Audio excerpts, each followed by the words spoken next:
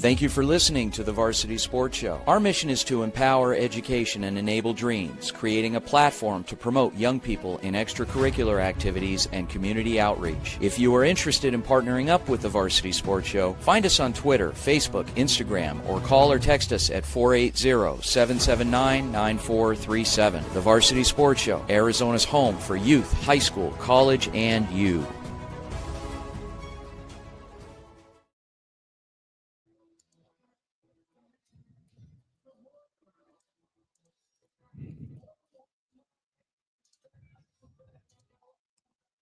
And we're live. Here we go.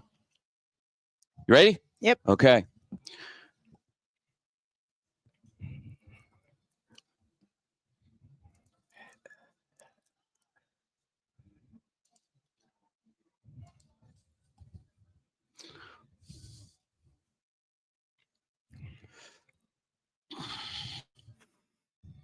Check, check, check. Good morning, ladies and gentlemen. Welcome to the Varsity Sports Show on AM 1060 KDUS Arizona and on our video live stream link across every platform that we have on social media. X, YouTube, LinkedIn, Instagram, Facebook, NFHS Network. Thank you for joining us here on the Varsity Sports Show. My name is Vince Delicio. We are out at a special event this morning talking to some future leaders. We are out at Queen Creek High School for a very special event. But before we get into that detail, I want to introduce our co-hosts today. It's going to be a little different format because we are doing a lot on our video live stream. Guys, if you want to have some fun and you want to see what's going on, go to any of our social media platforms, and you'll see us on the air right now. But joined in person here from our very talented broadcast journalist here, Anissa Reynolds. Anissa, how are you? I'm pretty good. How are you, Vince? I am doing great. We got things set up. We got things going. We're going to have a fun time today. And a special guest today. We got some royalty amongst us here. Why are you guys laughing? We have royalty here in Queen Creek Athletic Director, Assistant Principal, the guy that basically signs the checks and pulls the trigger on everything here. His name is Matt Harris. Mr. Harris, how are you, sir? Outstanding. I really appreciate you scheduling another trip back out here to the creek, and today's going to be a special one. Thanks for being here. A very special one, and I'm going to turn it over to Anissa, who's going to introduce our very special guest, Major Michael Volker. Take it away, Anissa. Yeah, I mean, Major Michael Volker, thank you for coming and joining us today. Pleasure. How are you? I'm fabulous. This is great weather. Weather was supposed to kick in, and we pushed it out to Sunday, so we're excited to run our event and doing great. And what's the plan for this event today? Yeah, first off, I'd like to thank you and your team for coming out here. I think we're making history, if I can say so. I don't know if a Raider, a JROTC event like this has ever been live streamed or telecasted, so we're proud to make history out here. Really what we do is that we're an Army JROTC program here at Queen Creek, and what we have today is what we call a Raider competition. So it's think athletic, football style competition, obstacle courses, tire flips, runs, all these things that make up an event. And we've got 20 schools out here from across the valley. Excited to see some kids compete and win some trophies. Of course. And what's the recruiting like for your junior ROTC? For us, it's and really I'll speak to any JROTC. So that you can have Navy programs, Air Force, Space Force even has some programs now. Of course, Army and Marines. It's an extracurricular at any school, right? So you could join it just like you would ceramics or art. We allow a PE credit. So recruiting for us can be tough sometimes, only because there's some stigmas associated. We do not recruit anybody into the military. We're not recruiters per se. So we might wear a uniform time and again, and we look military, but really what we are is a leadership program based upon a military model. And so once we get kids in, they have an awesome group of kids that bond. They do Raiders. We do color guards that you'll see at a lot of events. So really kids we allow kids to do various things across campus and really showcase the great skills that they have. Yeah. Major Volkart, our first meeting was in an interview room. That's right. And so recently retired. Can you just give us a little bit about your career and then what made you interested in wanting to take on this leadership position here at Queen Creek High School with our kids? Absolutely. Be happy to. Yeah, just retired officially 1 September from almost 22 years in the Army. I started out as a enlisted signal communications, much like the equipment we're seeing here. I did a lot of that. And then switched over to what we call the dark side, the officer side, in 2012. Actually, For those of you that don't understand, that's like being an administrator in education. That's right, 100%. Going from a teacher to administrator, I went to the dark side. So yeah, I commissioned out of ASU, so I'm a proud Sun Devil. Go Devils! And then I was able to go into the aviation field, became a Black Hawk pilot, served in that capacity over the last 13 years or so, deployed multiple places, been all around the world, all the slogans. All the slogans that you hear about traveling the world. And so really I finished that career. Really when I came back home here to Arizona, JROTC was really my number one. There was some other opportunities I was looking at, but when this popped up, I had to seize it because I just wanted to be around kids. I wanted to be a high school teacher way back in the day.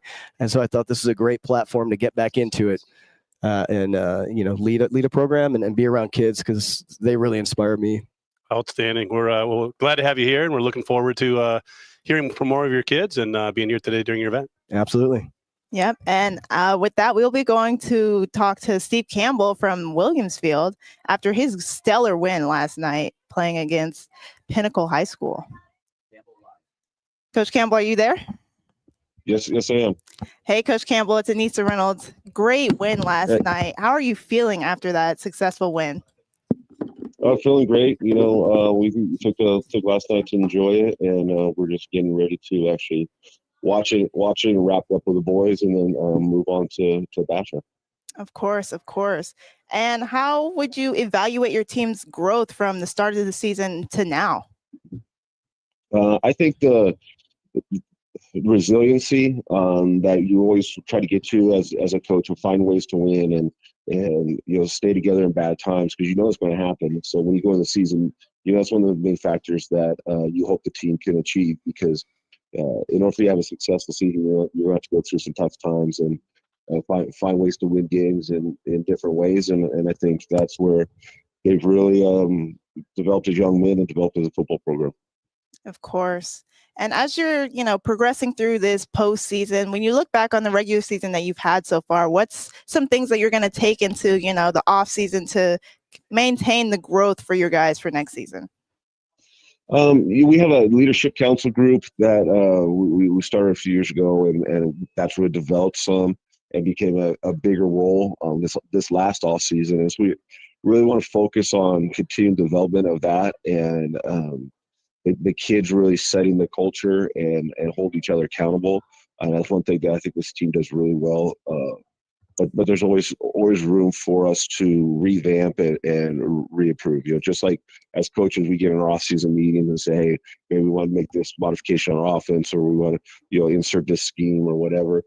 It's the same thing from the leadership standpoint and from the kids' standpoint of moving forward. And at the same time, you have to kind of restart every year too. This not the NFL. It's not in college where you have 5 years with the kids. You're going to have on varsity for most kids 2 years. Yeah. And as you're talking about your younger guys, how has it been sort of developing your younger players to get ready for the higher level of varsity? Yeah, the development is different for each kid. Some kids are ready earlier in their career or pick it up faster. And, you may come into the season and game one, we kind of always had the same talk of if you're not nervous and kind of, I won't say fearful, but fearful, you're crazy, right? Because it's a natural thing, but it's how you're going to respond to that, right? It's got that fight or flight mechanism and things. Well, some kids become veterans faster than others do. And just because, hey, I'm a junior doesn't mean that they're a junior for the whole season. It means that at the beginning they are, and then they're going to grow and develop. Of course. Well, thank you, Coach Campbell, for tuning in today, and congrats on the win. Hoping for success next week when you play against Basha. And we got Basha next week. Yep. So good luck in that, and we will be going forward, and we will be going to Jacob Nolde, who's going to be showing us what Coach Andy Litton had to say after his game last night.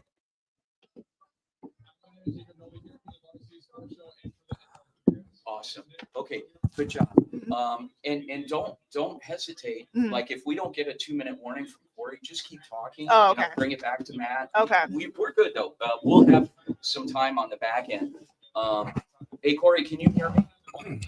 Hey Corey, how much time are we going to have at the end here? Okay, so we'll have 2 minutes. So we'll send it back to you guys so that I can call Conrad Hamilton. Okay, you good? Perfect. All right. And you can run this. throw it to me anytime. If you're you run, you take over, do everything you want to do. But if you need me to fill a spot or question, just come to me. All right, I got you. Yeah, you get it. First year AD, you know, here he's still kind of getting, you know, getting his feet wet and trying not to piss too many people off in the process. But I'm always ready to go. Is your mom listening? Probably. We got to give Marilyn and Tom a shout out. So funny. Yeah, it's poor people. All right, here we go.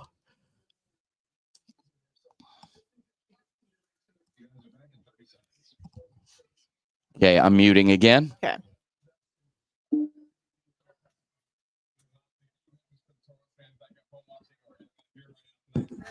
Who's next, Vince? What's that? What's next? Coach Conrad. Yeah, we're going to go to break. The dark blue. We will have 2 minutes and then we go to break and then Conrad. Okay, guys, and you are live. All right, and welcome back to the Varsity Sports Show. That was Jacob Nolde talking to head coach of Andy Litton from Mountain View. They had a tough game last night, but came out successful. Was a very nice showing for them. So definitely a good scene. A lot of nice high school football last night. I don't know if you caught any games besides your own. Yeah, so I like to watch a little Friday Night Fever when I get home. But really impressed with the job that Andy Litton's done at Mesa Mountain View. And obviously, Toros had a good one last night. And their reward is going to go up against the undefeated #1 Hamilton Huskies. Yeah, definitely going to be a tough showing. But I definitely believe Mountain View, they're showing they will come out and be a strong powerhouse against Hamilton, of course. They've definitely been one of the top teams in Arizona under head coach Andy Litton. He's revived that program. Outstanding job. And we will be going to a break, but after the break, we will be talking to Desert Mountain football coach, Coach Conrad Hamilton, and he will be, you know, giving us some insight on his game last night and what's next to come for his squad. So with that, we will be going to a quick break.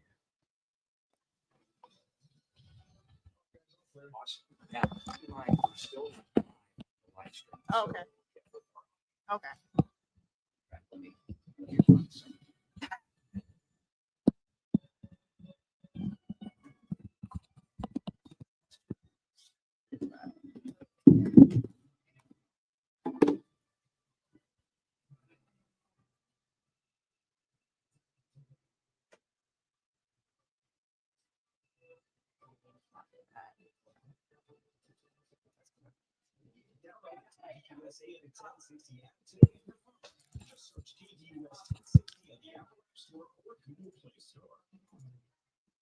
From Tempe, where the Arizona State Sun Devils have been lighting up the court this season. Tonight they take on their crosstown rival, the Arizona Wildcats, in a matchup that could define the rest of the season.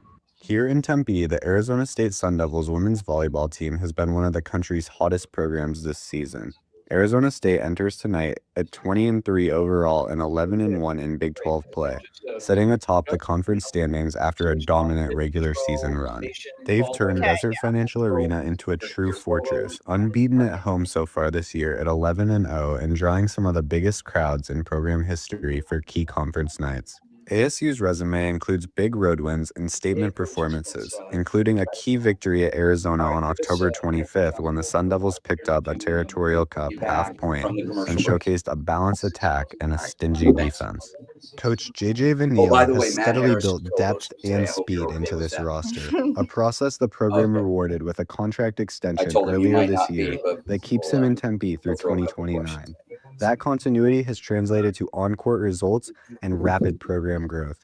On the floor, ASU's strength is balance. The offense generates efficient attacking numbers while the defense limits opponents' opportunities. In conference statistical categories, the Sun Devils rank at or near the top, a reflection of consistent execution in every phase. In tonight's rivalry matchup, Arizona State. All right, Corey, we have defeated our the next Arizona guest all Wildcats queued up, by a ready to score of go on our 3-1, extending their home record to 12-0 and All right. adding a key result to their postseason resume. For this team, it's always about maintaining energy and finishing plays that matter. If they do, the Sun Devils will And keep then- putting pressure on the rest of okay, the and Big then we 12 got and move Volker closer to their postseason and John goals. Biggs, one of the two, Inside beat, or that I'm young Adam man Maggard, coming reporting back. for the Okay, Varsity Sports Show. there we go. All right, I'm muted. Okay.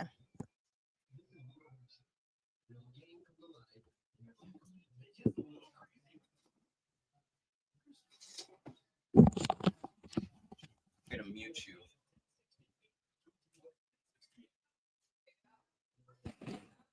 We got one interview before you. 2 minutes. And welcome back to the Varsity Sports Show. I'm Anissa Reynolds here with my co-host, Queen Creek Athletic Director Matt Harris, and we'll be talking to Desert Mountain football coach, Coach Conrad Hamilton. Coach Hamilton, how are you doing today? I'm doing good. How about you guys? Pretty good, pretty good. You had a great game last night, beating Cactus 24-14. What was the overall energy and mentality going into last night's game? Well, going into the game, everybody's excited to be in the playoffs. Everybody was happy about the rebound win after a couple losses, that we incurred during the regular season. I got a little bit of an echo, but yeah. So beating Gilbert last week was good, getting back on the winning side of things, and then everybody was anxious to travel over to Cactus to play that game. So to see who had the right to play the number one team in the state in Desert Edge. So yeah, we were ready to go. Yeah, of course. And what's the overall locker room atmosphere going into postseason in general? I know everyone's excited, but are there any key leaders on your team that stand out? Yeah, well, I mean, going into the postseason, we just want to get everything re-energized. So basically, we almost approached the playoff like it was the start of training camp. We went back over our goals, our expectations, our standards. How we want to kind of live and approach our daily processes. And so we kind of went back to that. I think that helped kind of re-energize and get them refocused.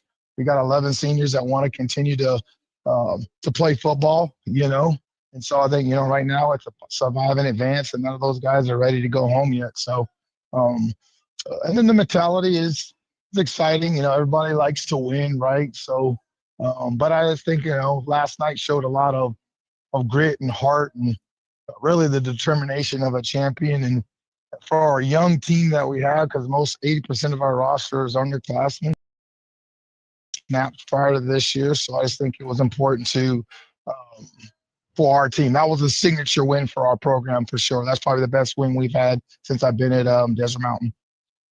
Yeah, and you mentioned, having a younger squad. How does that sort of factor into the development of your team being so successful? Yeah, I just think, you're getting younger guys to play. I mean, our quarterback, Easton Connor, first of all, there was a tough runner, plays both ways for us. Davian Whitener, our defensive end, tight ends, a transfer kid that came over from Pinnacle, was an underclassman, and now we're inserting him on the defensive side of the ball where he's excellent. Christian McComber, a linebacker, another underclassman, and then Grant Garduno, our quarterback, first-year starter, but really, really showed a heart of a champion and desire to win. I think he really inspired and rallied all the players on the offensive side of the ball to play their best. If he can do that every week, whatever, we'll be very, very tough to beat. Yep. And how would you evaluate your growth from the season, from the beginning of season until now?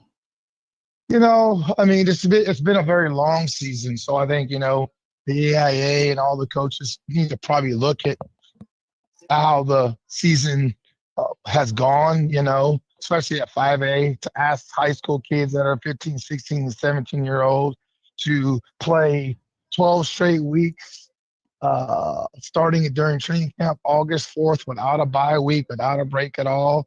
You know, you have rosters that are limited with numbers. You have guys get injuries and things like that or whatever. You're playing your second and third team players.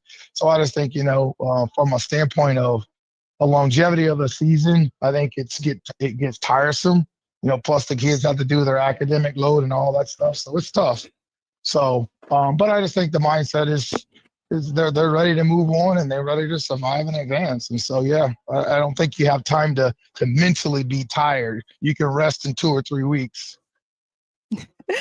And sorry, but my co-host has a few questions. Coach Hamilton, Yep, congratulations on another postseason win. The consistency of the success that you've had with your program year after year after year, is remarkable, and your longevity there at Desert Mountain.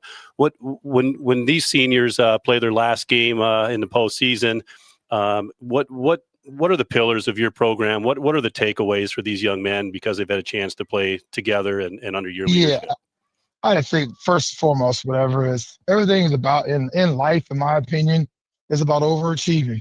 You got to remember the guy that's the head coach of leading them or whatever was a junior college player. Well, first of all, you're talking about a guy that was a JV player as a junior, all right, a junior college player as a freshman, all right, and then a Division II player after that, and then after that a 7th round pick, building himself into a starting defensive back in the NFL and just overcome and achieve it. And that's really what I want to tell our guys.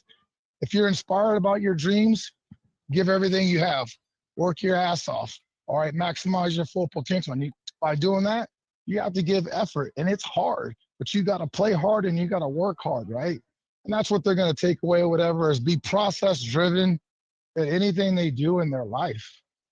I love that, Coach, and I know you guys are going to go over another road game, but against an undefeated Desert Edge team. But I know the Wolves will be heading over there with a chip on the shoulder and an outstanding coach leading the way. Best of luck. Yeah, I appreciate it. Yeah, we're excited about the opportunity to play the best. Of course. And talking about playing the best, what's that mindset going into this following week? Well, we'll take the energy and the good momentum into the game. And I would say that I don't know if Desert Edge has actually played a team like us this year. We're battle tested. We've been in the open the last couple of years. So, and we played teams with talent. We played teams that have more talent than us. But every game we play, I believe we've been in over the last 5 years. So I just feel like, whoever's going to play us, they're going to have to beat us, right? Because we're going to scratch and crawl. So we won't be intimidated going over there and playing one of the best teams in the state. I'm sure they'll be ready, but we're excited about the challenge for sure. Of course. And what's the identity that your team has sort of shaped for themselves throughout this season? Yeah, I think number one or whatever is we play really good special teams. Our special teams has been elite all year, and they've helped us in close games win those games. Our kickers are doing a good job of kicking the ball to the uprights. Our punter has been outstanding during the year, and our punt returner has to be the best in the state. And then overall, we want to play complementary football. When our defense plays good, we never really lose. And when we don't turn over the football on offense, again, we're tough to handle. So kind of our identity right now, whatever, is defense and special teams and complementary football. Of course. Well, thank you, Coach Hamilton, for joining us. Congrats on the win and good luck going into this upcoming game against Desert Edge. No, we're excited about the opportunity. And with that, we will be coming back here and we're going to be talking to the Queen Creek Senior and JROTC member, Ethan Reichel. Ethan, how are you today? Thank you, guys.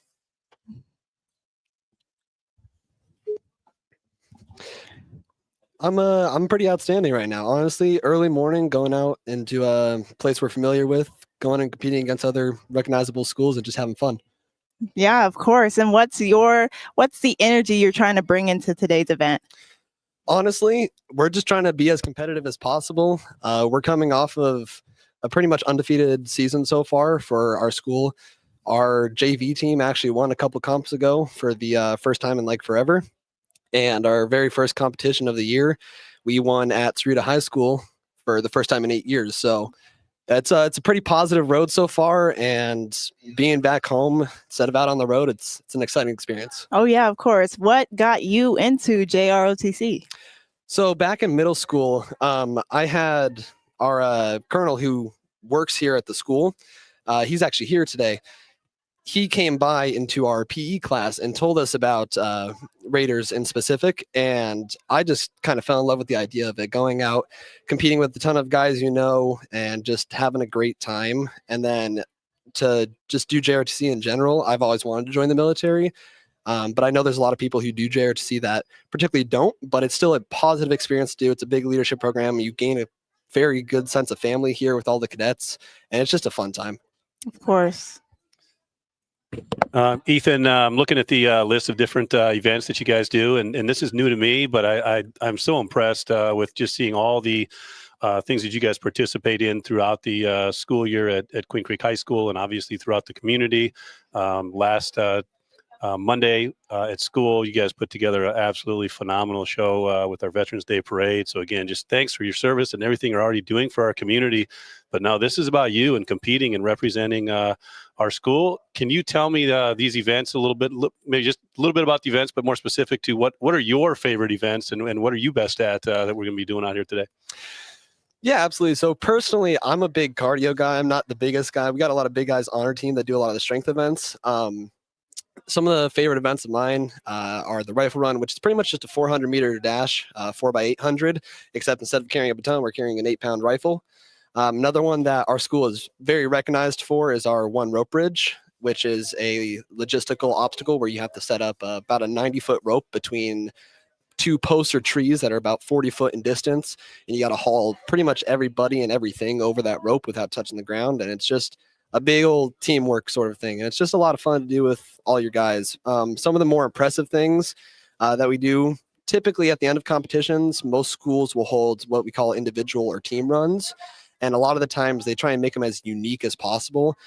For ours today, we're going to have about a 2 to 2.5 mile distance that we're running through obstacles whilst doing physical fitness events and competing against every individual person here. So that's against your own people at school, but collectively your scores are going to combine to be an overall placement. What time does that take place today? We're thinking of doing it around 1 p.m.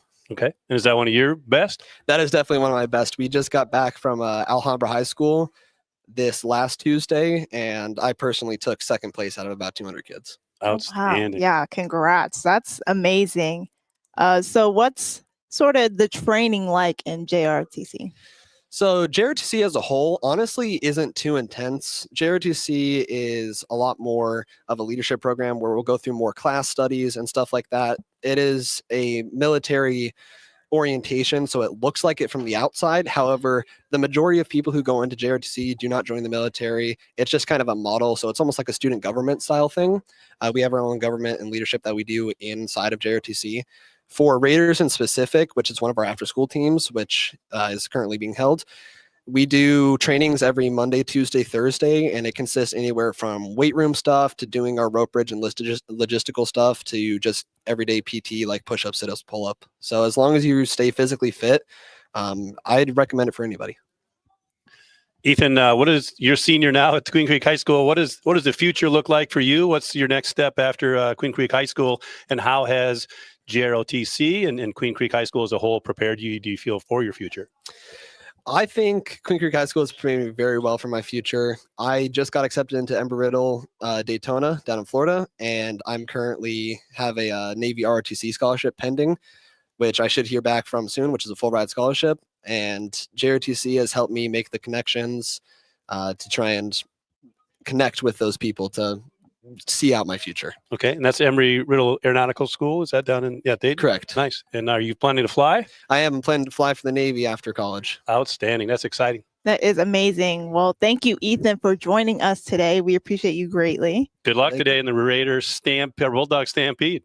Thank you very much. Good job. And with that, we will be going to a quick break, but after that, we will be talking to a few more cadets and some other people from this JROTC event out in Queen Creek. Make sure you stay tuned with the Varsity Sports Show on KDUS AM 1060. Good job. Of course, thank you. He was good. It's clear feed, the stream, everything is That's good. perfect. I got Ella out there, so showing some clarity. Hi. Hi.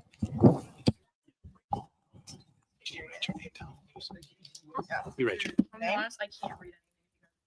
if you just write, no, just need to write your name. With an experience so good, it remains indescribable. There's something for every seafood lover. From one of their amazing custom seafood Julian. Ottawa University of Arizona, better known as OUAZ, is off to one of its best starts in program history. The Spirit are 6-0 after dominant wins over teams like Langston, Texas College, and their rival, Arizona Christian. And now they head into the bye week and currently sit at number 12 in the NAIA rankings. The secret behind Are you the their last one, or success? did they send someone else? Discipline. Okay. But for this team, that word means more than just following rules. It's about building character on Are we gonna and do off both? the field. Everything we do, it's not just focused on beating whoever we're playing next. Obviously, that's important, but it's focused on making us good to beat everybody, and values like discipline, which are that'd be great. really valuable on the field, but also are very, I got very you. valuable as a man. And as So a we'll husband, split it as a father. 3 and And 3. so instilling those values in us, like discipline, are taught to us through the field, Perfect. and through the X's and O's, but they're instilled in here and not just up here. But it's not just the discipline, rather the high standard the team has set for themselves this season. A lot of places, like if you lose one game, it's an amazing Gage, season. what Like, grade are this you in? program, if you lose one game, perfect. it's like the worst season. These practices and that mentality helped lift Ottawa University to their 6th win, going undefeated right here at Spirit Field against Arizona Christian University, one of their longtime rivals. For Varsity Sports Show, Andrew Neeram reporting.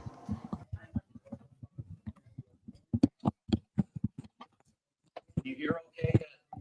Gage, can you hear? Okay. The Varsity Sports Show.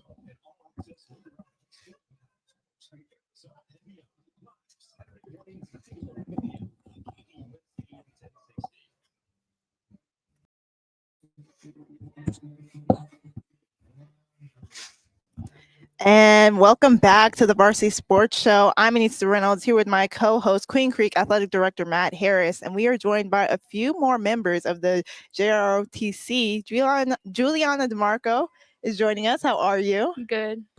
She is a junior. And about this event, what is going to be your favorite event to go through? Probably the push-ups and the sit-ups. And what have you really loved about being in JROTC? The friends I've made, for sure.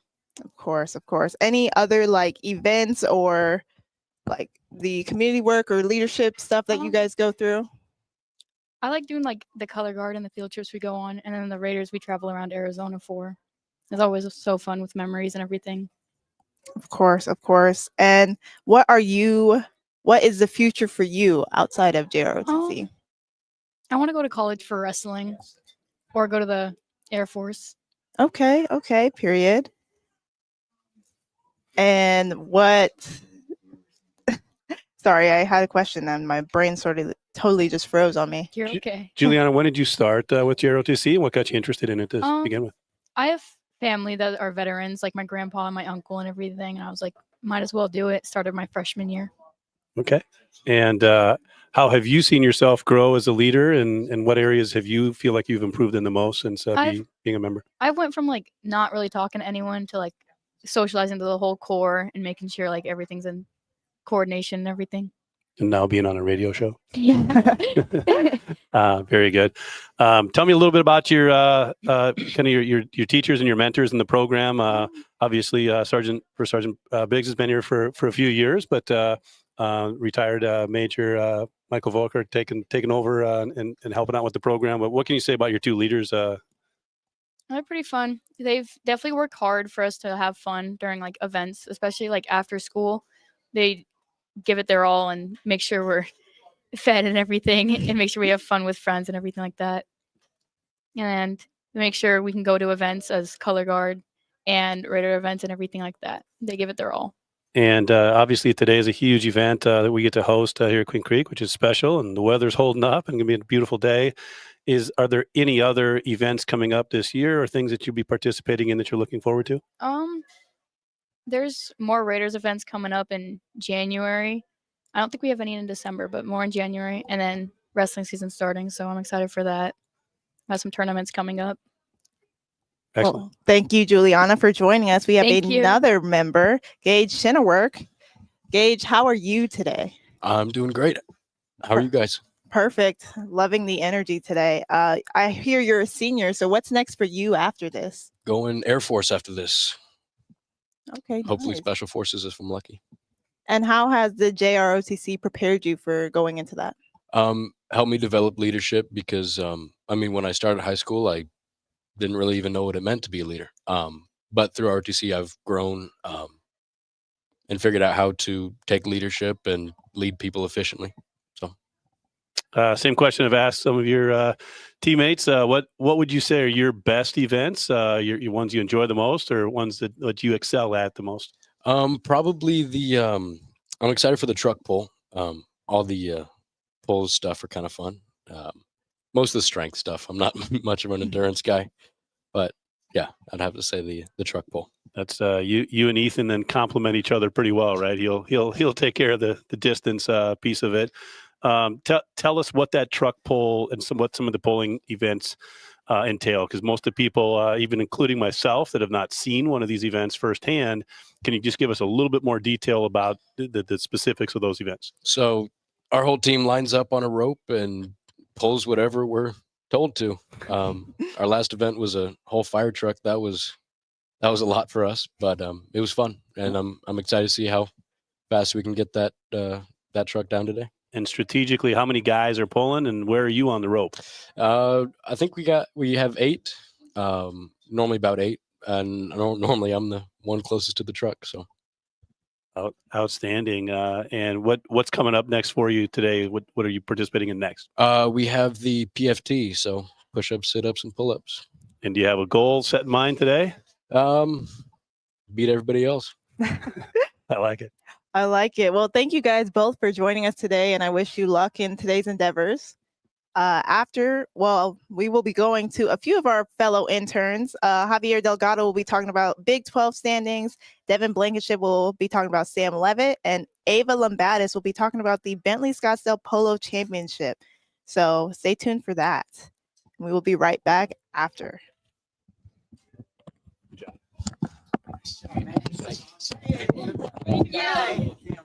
Thank you so much.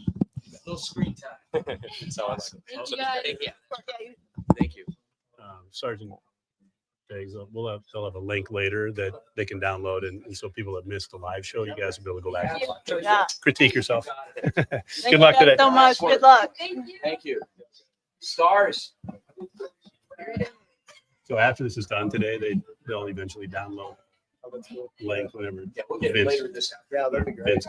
Whenever Vince gets I'll get it done before. whenever Vince gets off the couch, later. Have you met his mother? No. You would look at her and say, She just called me. I don't know. I mean, yeah, because she knows you're with me. She's like, I want to talk to Vince. Now, how long have you guys known each other?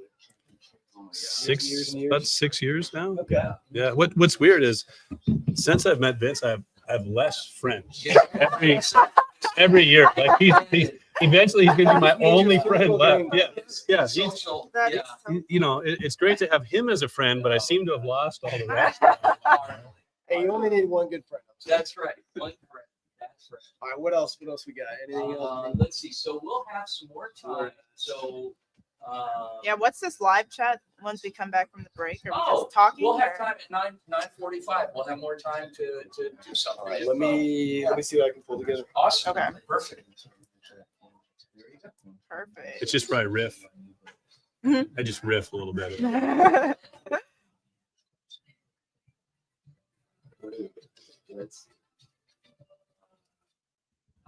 I do want to plug Coach Moreno's flag football team playing in the state quarterfinals down at flag football. They're down at Marana playing today, and then our When are we talking? When we come back from the break, maybe give them a chance to spend a minute or so to plug. and our girls and boys cross country teams compete today. Girls or flag football and Yeah, just put flag football cross country. and cross country. They're both in state. Top 3 consensus quarterbacks in the country after a season-ending foot injury. It's really interesting. Those in the room, he put in 5 games. It seemed clear that he's one of the top quarterbacks in the country when healthy. He had around 2,000 all-purpose yards, 15 touchdowns, and expanded himself. I know in today's college football era, it is kind of hard to predict whether a quarterback is going to stay on his current team or hit the transfer portal to get some money from a different school. But one thing that's different about Sam Levitt and Arizona State is they have a great relationship. Kenny Dillingham and offensive coordinator Marcus Arroyo absolutely love Sam Levitt. They speak the world of him.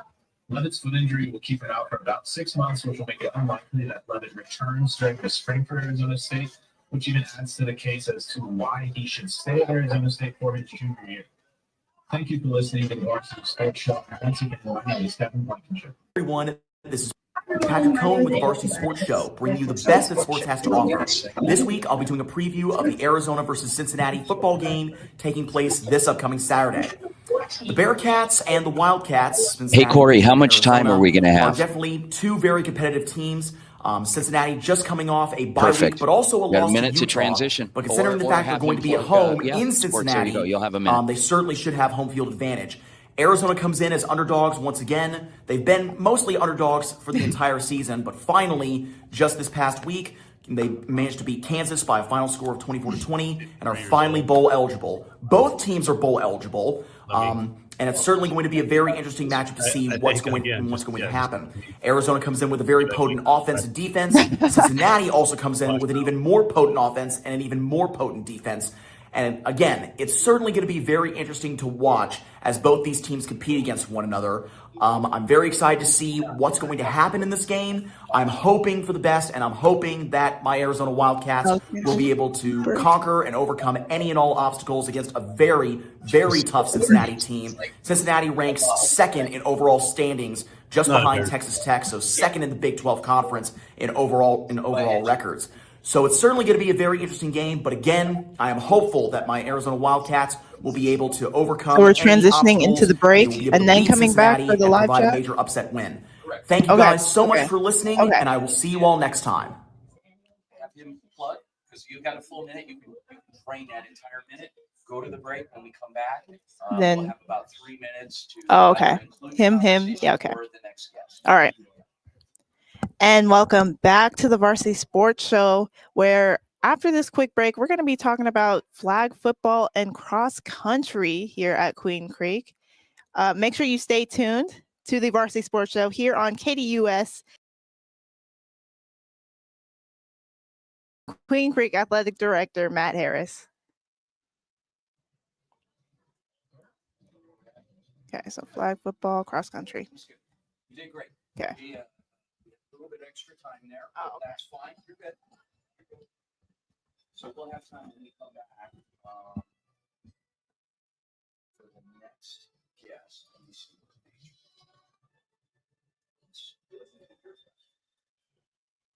Here he is. All set. We got another. So this Master Kilpatrick, he runs Tombstone's program down south. Nice. Another cadre perspective, I think it's kind of cool because he's been doing this a long time. Sit here and we'll. That is right. I had to do it. He's gonna do it.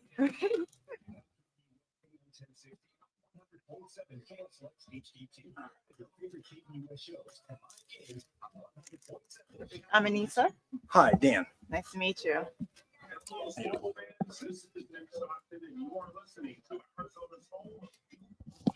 What is your full name? Dan. Full name? Daniel Kilpatrick. Okay. What else? Patrick, where are you from again? Tombstone. Ah, Tombstone. Okay. And Matt Harris is the athletic director here at Queen Creek. And so if you have any complaints or anything, it goes through him. I don't know that anything will get done. But it still goes through him. Yeah, it still goes through him. Also home of the world famous Joe Show. Thanks for having you tomorrow on the Varsity Sports Show. We can get you to put that headset on. Oh. All right. I think first when we come back, you can talk about flag football and yep, and then we'll go to him. Can you hear? Oh, my ears. Check, check. It's not too loud or anything for you? No, I'm good. I just got to grab it. Oh, sorry. Sorry. We're good. I pinned him down.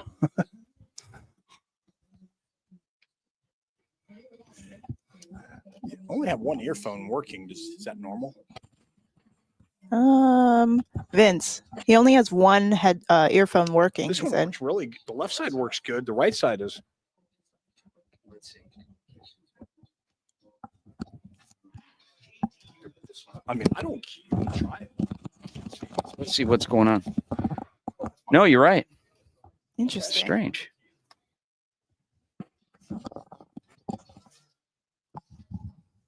How's that? And welcome back to the Varsity Sports Show. I'm Anissa Reynolds here with my co-host, Queen Creek Athletic Director Matt Harris. Matt Harris, what is going on in flag football and cross country? Niece, thanks for asking. And by the way, you're doing a phenomenal job today. Thank you. Wanted to give a little shout out to our head coach for flag football. Michael Moreno has our girls finishing the year at 11-1, and they won their first playoff game last week, and so they are in the quarterfinals today at 2:00 down at Marana. The Marana's the 2 seed, and I think currently undefeated. And so best of luck to them today, representing our Queen Creek Bulldogs.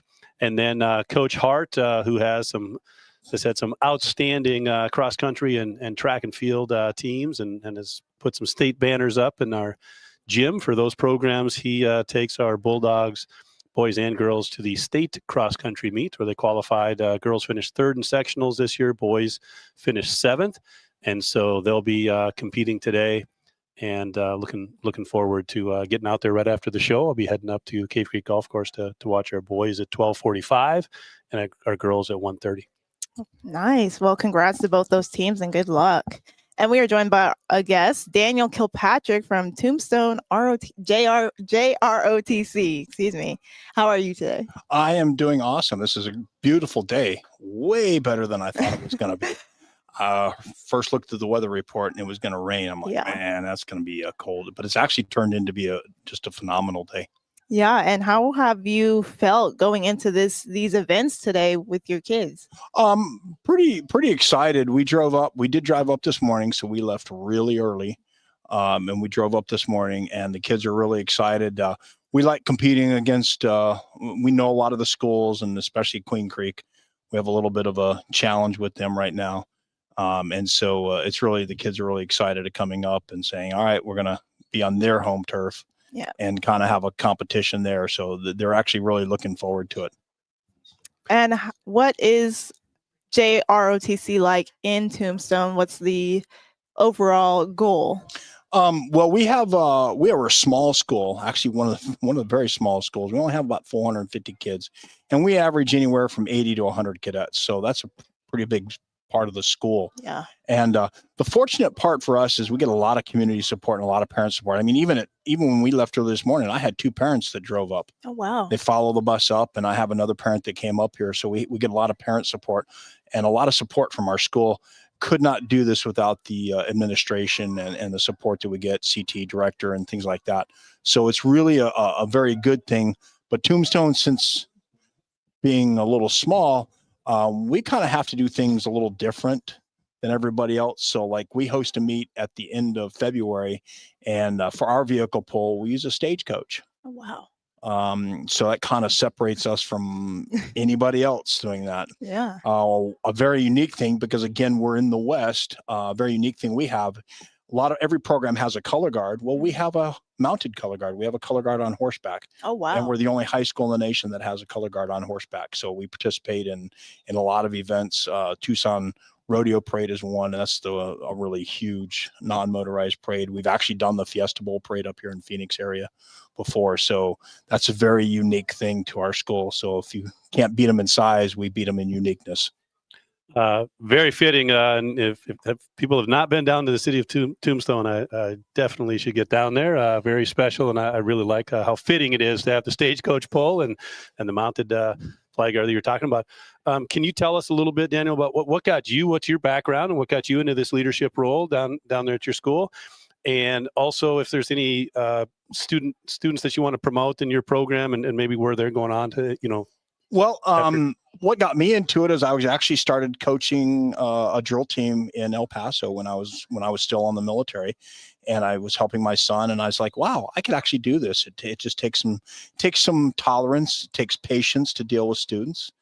One of the 2 lessons I learned was, number one is the parents send you the very best kids they have. They don't have better kids at home. They send you their very best. And the second thing is they go home at night.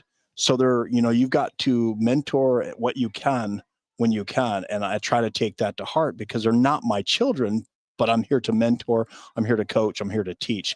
And so I've been doing this 15 years now. So I like it. I enjoy it. We really get to do so many different things. I teach life skills. A couple of weeks ago, I had a class on how to back up a trailer. Not something many kids ever actually learn to do. Would you be able to teach Vince how to do that today? Not in one day. Okay. Okay. He could really use some help, to be honest. And again, but again, we're trying to give kids confidence and to overcome things and fears and challenges. And if I can help them do that, it doesn't matter what it is. That's what I try to do. So I really enjoy trying to reach out and mold some of the kids. Some successes, like right now we have a young man, even from our small little school, we have a young man at the Merchant Marine Academy this year.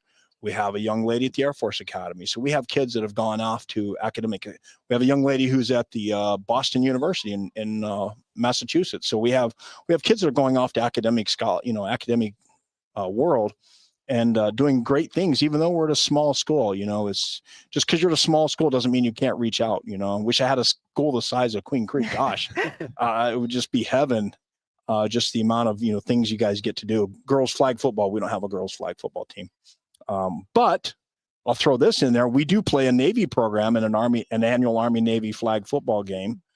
We play Sauterita High School, and they're a Navy program, so we have our Army Navy game, which is kind of unique there.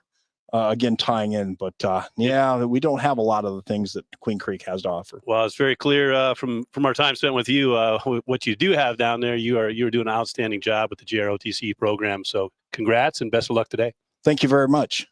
So I have to interject, and thank you for joining us, Daniel. I have a special guest to bring on. You guys are going to love this guy. He's an oldie but a goodie. He helped us kick everything off when this thing started a long time ago, and he's actually driving right now. Let's bring him on. There he is. Can we get a shot of him?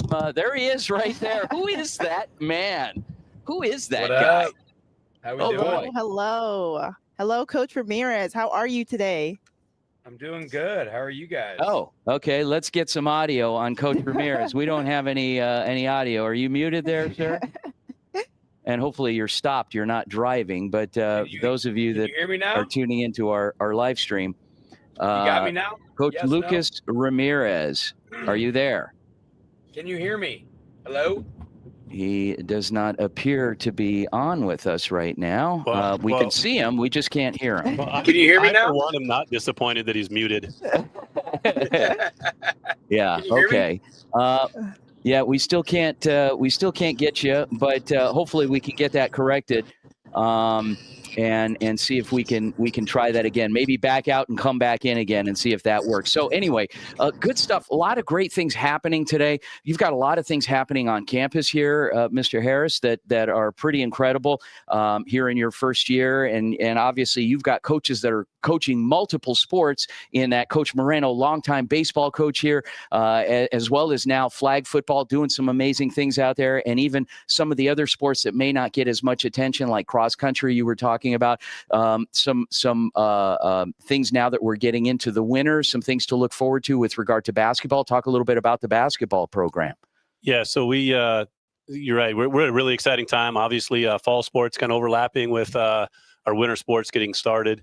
Our fall sports teams had a tremendous amount of success. Unfortunately, our football team ran into a really good South Point team that played a little bit better than us last night. But super proud of the job that Coach Sherman and his staff did, and proud of the leadership of the seniors in that program to kind of persevere through some challenges, especially not having the QB number one for majority of the season. But wishing all those guys the best of luck. We have some guys that'll move on to the Division I level. On this past Wednesday, Vince and Anissa, we had 14 student athletes with this college signing day ceremony, and several baseball, softball players, some track and field athletes. 9 of those 14 are going to Division I schools. Nice. And so we'll have another signing ceremony coming up in December with some of our football and other student athletes. Also, this week on Thursday, Coach Ramirez brought the Saguaro SaberCats, and Andy Johnson, a friend of the show's, brought Mesa Mountain View Toros up for a scrimmage. And so Queen Creek basketball was able to get a good experience in that scrimmage. Coach Ben Tolbert in his 3rd year here with the program, and has some good seniors, but also a nice group of sophomores that'll be getting a chance to play their first varsity competition. And they open up this Friday on the road at Maryville. Our girls are in the gym scrimmaging right now against ALA Queen Creek. And Coach Dale Parker is in his 1st year, and Coach Parker comes to the table with a lot of experience. He's a Division I assistant coach at Colgate and some other universities. So we're excited to have him at the helm. And so, but enjoying the start. We have girls and boys soccer and wrestling going on as well. And they'll have their first competitions coming up next week. Yeah, really exciting to have these fall sports transition in the winter sports. But we do have basketball head coach Lucas Ramirez on the line yet again. Coach Ramirez, how are you? How we doing, guys? Good. Glad that we finally got you connected. Yeah, it feels good. So what is the overall theme going into season coming up? With a lot of guys coming back, there's a lot of a positive that comes with continuity. But honestly, I think my biggest message has been just not being comfortable after having a little bit of success last year, and not just being satisfied. So, Coach Harris knows we have a ton of young guys coming back. You guys all know that we have a ton of young guys coming back. So it's exciting, but just taking it day by day, not trying to get too far ahead and think about the future, what could be, or, whatever. Just try and get better one day at a time. Yeah, and you talked about, the success of last season. Has your coaching changed at all going into this next season? I probably am more, I don't know if this is good or not. I'm still trying to figure it out. But I think after more success we have, I'm probably more on edge. So guys aren't comfortable.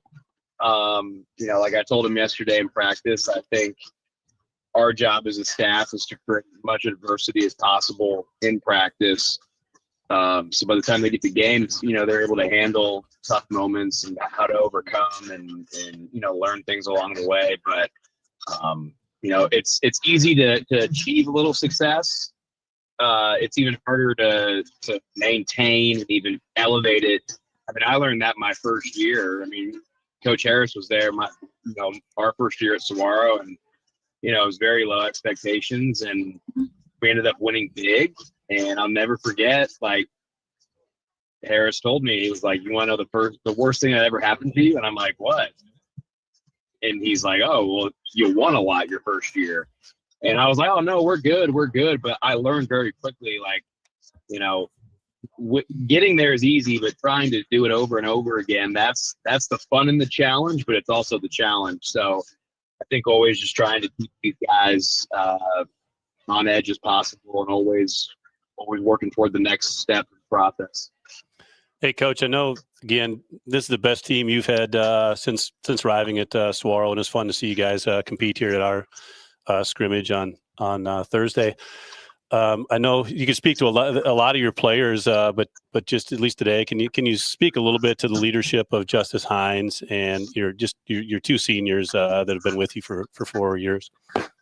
Yeah, that says it all. Like 4 years, and like, you know, obviously from being with us, like there were some ups and downs in that 4 years, you know, and both of them have grown so much as people, students, basketball players, and it's just a credit to them, you know, and their family's commitment to us and believing in us as a staff and believing in Saguaro and our administration. And it's been really great to have them around, and, you know, them and the young guys, it's never like a us versus them or vice versa.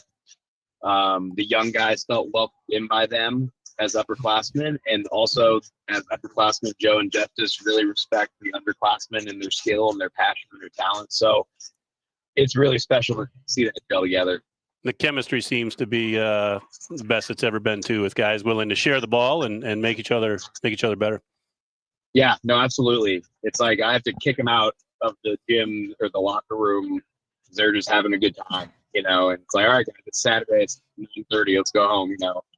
But yeah, they enjoy being around each other, and it's fun. Perfect. Well, thank you, Coach Ramirez, for joining us, and we wish you luck going into this next season. Best of luck, Coach. Thanks, guys. Appreciate you so much. After the break, we will be talking to the Brophy coach, Coach Jason Jewell. So make sure you stay tuned to the Varsity Sports Show on KDUS AM 1060.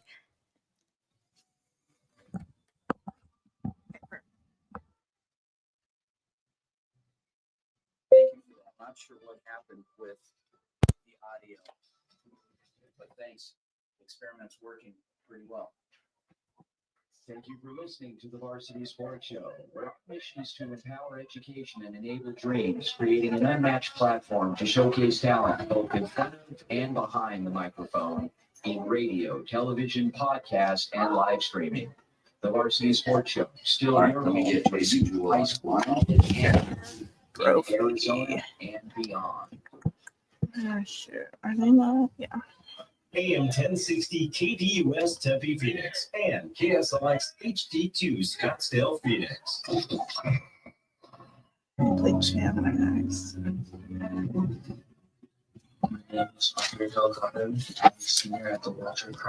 Hey, Coach. All right, so I'm going to put you on hold. We're going to bring you on in about 2 minutes to get started. All right, and Matt Harris is co-hosting, by the way, so he may throw a couple of questions in there, and feel free to bust his chops. All right.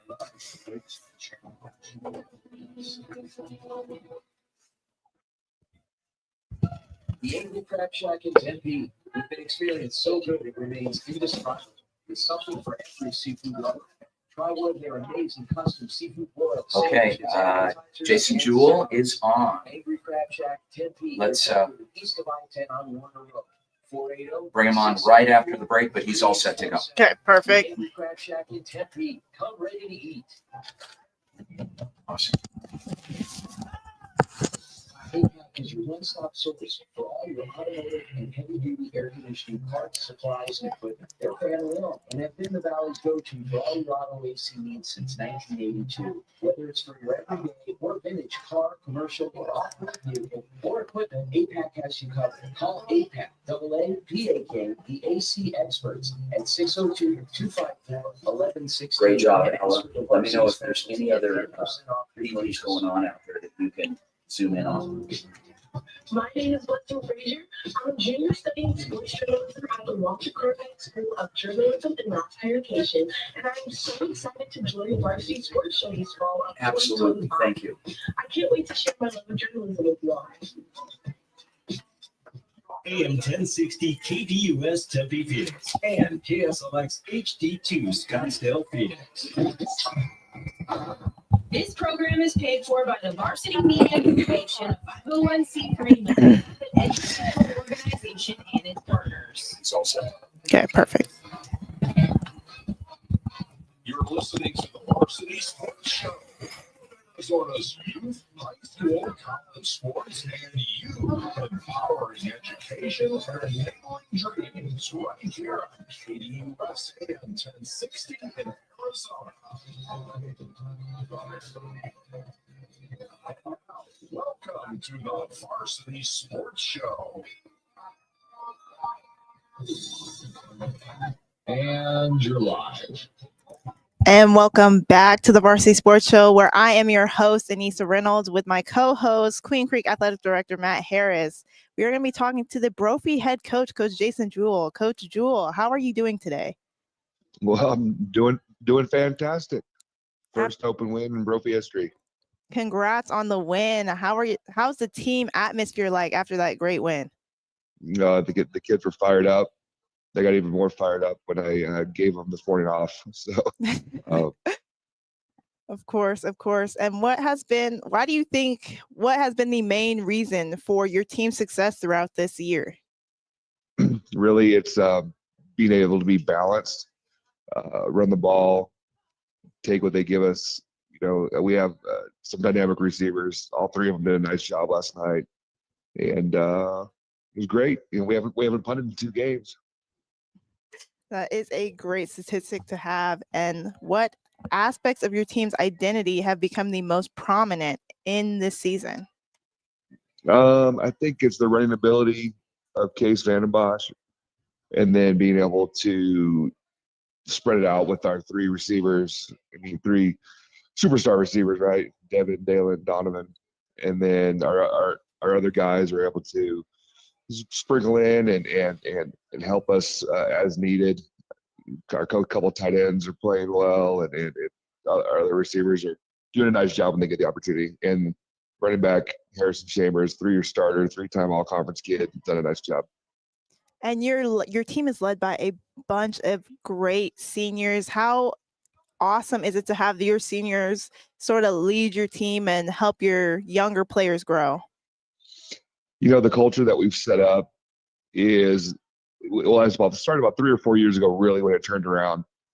And the kids, it starts in the weight room, and our kids have a culture of energy, and they bring juice, and we do that all the time. And that's where it started from. And these kids learn from a great group of leaders from last year and the kids before that. And hopefully it carries on to the groups below them.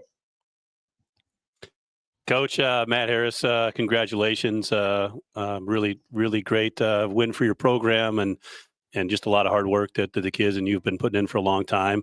When I looked at your schedule this year and kind of followed you guys, you absolutely went through the gauntlet and have played all the best teams that are in the open field and brackets, and some of the best teams that are playing in the 6A state tournament have gotten, advanced.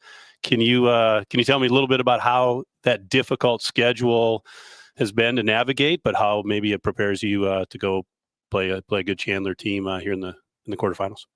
Yeah, super difficult, especially early on, and we were kind of injury plagued during camp, so it really hurt us. But I mean, I'm pretty confident that we're the only team in 6A. We played 1, 2, 3.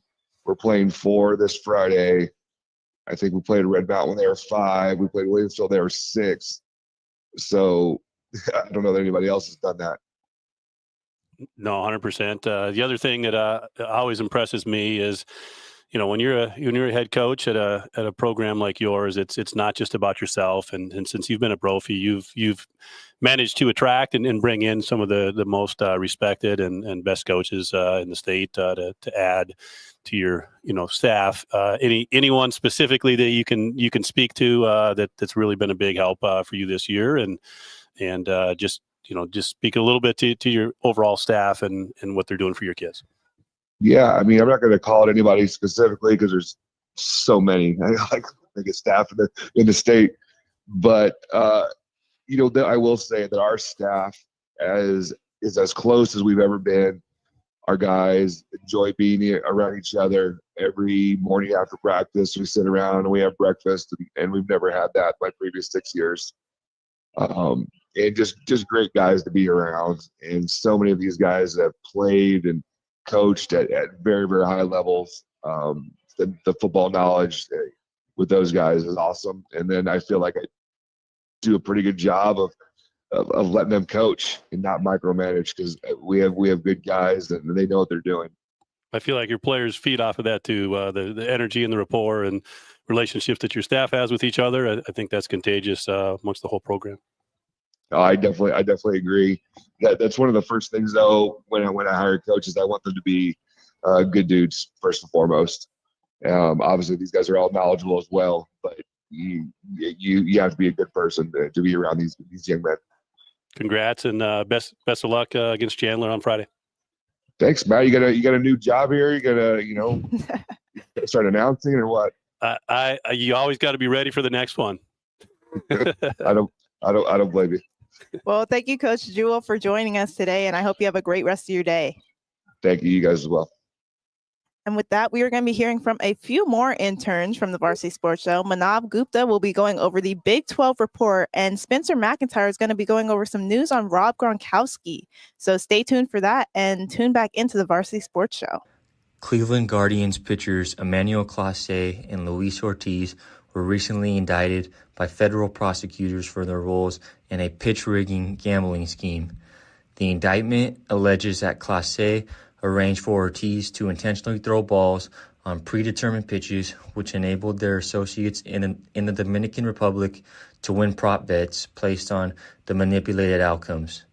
The indictment, which was unsealed on November 9th, 2025, includes charges of wire fraud conspiracy, money laundering conspiracy, and conspiracy to influence sporting contests by bribery. Clase allegedly began the scheme as early as May 2023, with Ortiz joining this past season. In one instance, Ortiz received $12,000 for throwing balls during 2 starts in June 2025, while Clase received $12,000 for arranging the rigged pitches. When a payment to Ortiz was questioned, Clase allegedly coached Ortiz on what to say about the money transfer to cover up its true purpose. The illegal activity was flagged by a sports betting integrity firm, which led to an investigation by Major League Baseball and later federal law enforcement. Ortiz was arrested on November 9, 2025, and later released on a $500,000 bail with conditions. Clase was not in custody at the time of the indictment and is reportedly out of the country in the Dominican Republic. Both pitchers were placed on non-disciplinary paid leave by Major League Baseball in July 2025, and their lockers were cleared out shortly after. The top charges carry a potential prison sentence of up to 65 years if the players are convicted. For the Varsity Sports Show, I'm Ryan Gaylord.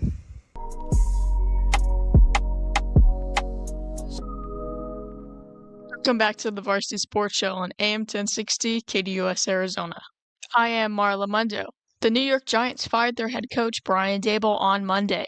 Daboll was the Giants' head coach for 3 seasons. In his first season with the Giants, Daboll led them to a 7-2 start to their season. That was their best start in over a decade. Daboll ended his first season with a record of 9 wins and 7 losses and a tie. The Giants earned the 6th seed in the NFC for the 2022-23 playoffs. They defeated the Minnesota Vikings 31-24 in the NFC wild card. The Giants then lost in the divisional round to the Philadelphia Eagles 38-7. The rest of Daboll's tenure with the Giants never lived up to his first season. In 2023-24 season, Hello, folks. J.R. Lambright here, where the lights are a little brighter now. The regular season scoreboard has been wiped clean. This isn't about districts anymore. It's a 6-week single elimination war that carves 6 state champions out of rural Texas's 2A, 3A, and 4A heartland. It starts with the bi-district championship. 64 teams compete in round 1. This is a local execution where the top 4 teams from a district meet the top 4 from an adjacent one. First place plays 4th, and second plays third, fail here, and the dream dies on that cold turf. The 32 teams surviving the cut move to the area round, where the field is cut in half again.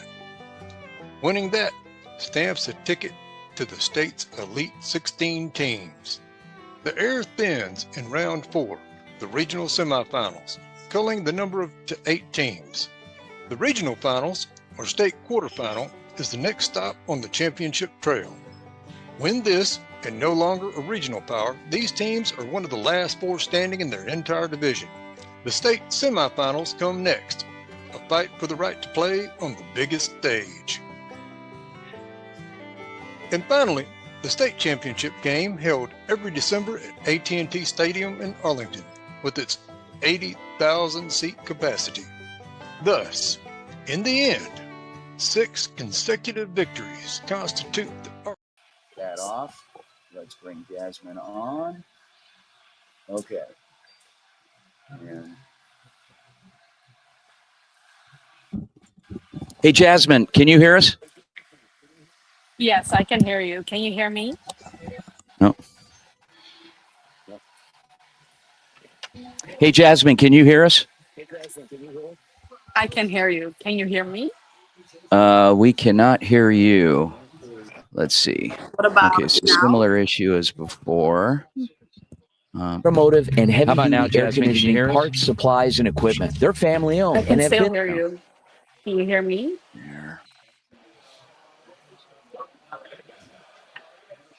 Okay.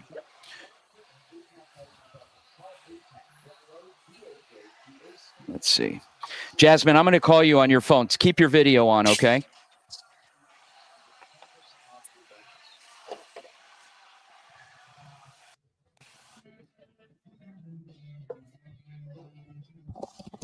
What's your beverage of choice there? Hey, Jasmine, This you is there? the gingerbread chai. Yeah, I can hear you. Can you Okay, hear me? perfect. If you can keep your video on, just mute the microphone on the Zoom and keep your phone audio. What will your degree be in?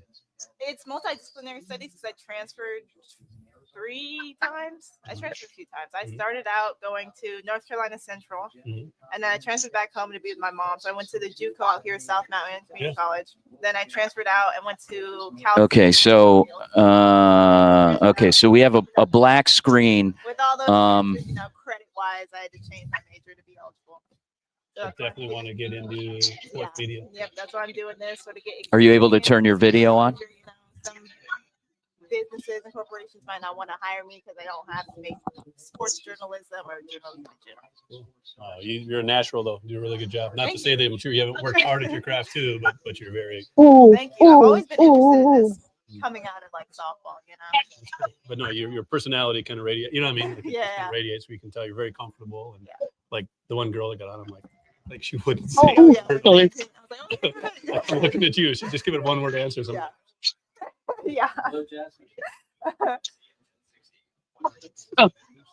We've had coaches like that though, too. Yeah. That have been on for the first time. Oh yeah, of course. Yeah, there's some that are just not as talkative. There's some like Lucas that won't shut up. And welcome back to the Varsity Sports Show. I'm Anissa Reynolds with my co-host, Queen Creek Athletic Director Matt Harris, and we're joined by another fellow intern and a student athlete, Jasmine Dickmans. Jasmine, how are you? Good. How are you? Doing good. I hear you're out at a water polo tournament right now. So how is that going? Yeah, so we're in Irvine right now, and we're playing our first game at 11:45 against Cal. It's supposed to be a very exciting game. I think our teams are both very compatible against each other. So I'm very excited to see what's going to happen. Of course. And what's the preparation been like to get ready for the start of this season? Well, this is also still a preparation tournament. Our season starts in the spring. So for this tournament, our main focus is going to be on ourselves and working on getting everything right before season. Seeing how we work and play with each other against teams that we haven't played yet, and see how our team chemistry is, and where we can still improve until our season starts in January. Well, Jasmine, can you give us sort of your background, how long you've been playing with ASU, and how you got into water polo in general? Yeah, so I came to ASU in 2023. I'm a junior right now, so I've been playing for 2 seasons already, and this is going to be my 3rd. And I got into water polo. I started when I was 6. Very, very simple. Like my parents wanted me to play sport, and I chose water polo, and I stuck with it. Okay, nice. How have you enjoyed ASU thus far? Very great. It's a very good experience. Like I'm obviously an international, and I'm from the Netherlands, and it's great because we have, I believe, 14 internationals on a team right now, which is so great because you get to learn all the different cultures and all the different habits that people have. I feel like it makes us very connected because you all miss something from home, but you're here with the same goal. So it makes us very close. Jasmine, love the sport of water polo, and I do know there's an effort in Arizona to try to get more youth and people involved and stuff. When did you get involved in the sport, and when did you know that this was going to be something that you could really excel at, and obviously that led to the collegiate opportunity? So I started when I was 6, and when my parents, like when I got a little bit older, one of my parents started coaching. He didn't have, my dad, any experience in water polo coaching, but he just did it because he wanted it to. And then I think when I was 12, I switched clubs because I started at my hometown club, but it wasn't very competitive.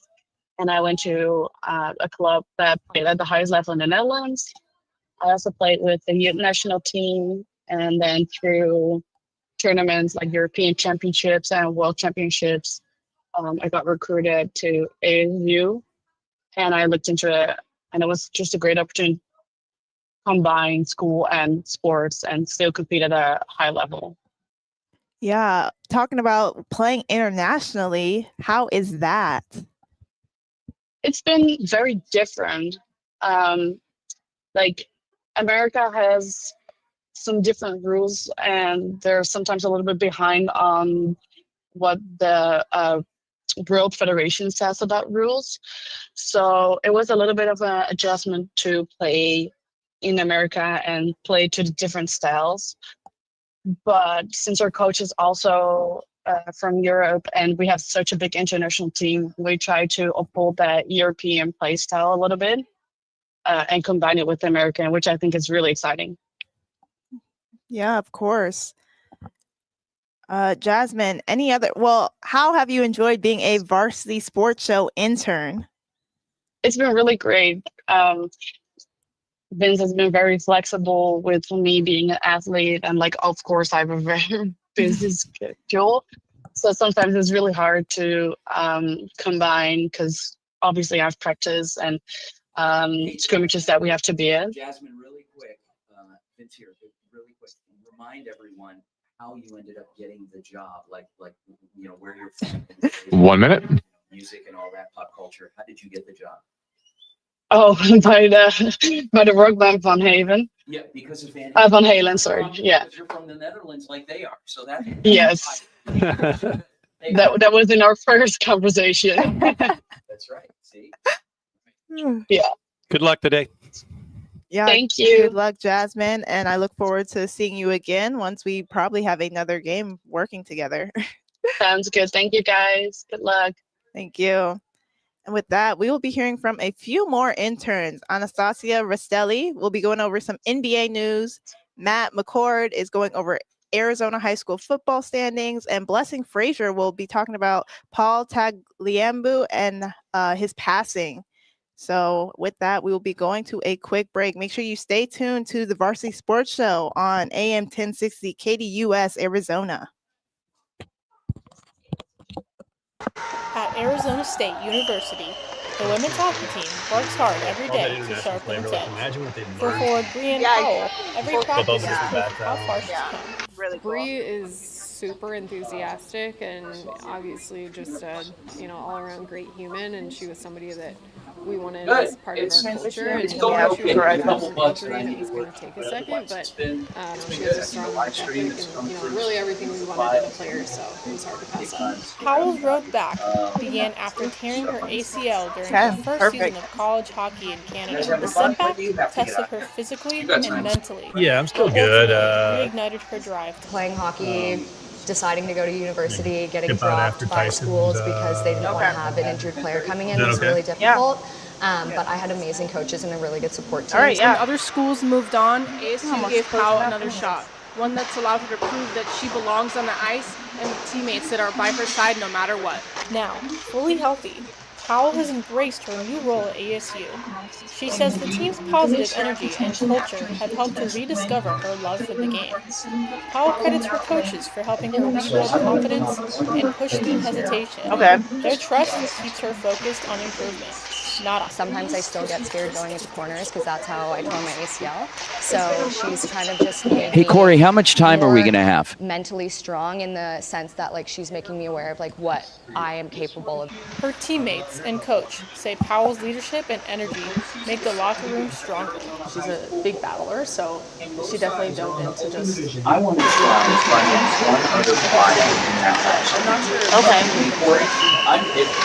We band together when anybody's hurt, that's on the ice. Somebody falls, you check in on them, and when somebody is sick, I'll rely on you to tell me. For James C331, I'm Carmen LeBeau. I guess it would help if I was unmuted. Hey, Corey, I'm going to try running one more file after this ends during our live time. If it works and you can hear, just tell me. If it doesn't, then we'll go to break. Okay, and if it runs long, just go to break. Awesome. But the biggest story is the top 4 seeds. The only undefeated 6A team, Hamilton, is coming off of a huge comeback win over Chandler, and as big favorites look to win their first state title in over a decade. 2-seeded Basha is looking to get back to the state title game and win it for a first Okay, so and Chandler is looking to return to the old days when they won almost every year. Regardless, we are in for a great postseason. oh, I know what it is. Okay. Lesson Fraser reporting for Varsity Sports. It's sad news to announce Paul Tatnagel had passed away at the age of 84. For nearly 2 So are you going to bring us back for this little clip, or what are we? Yeah.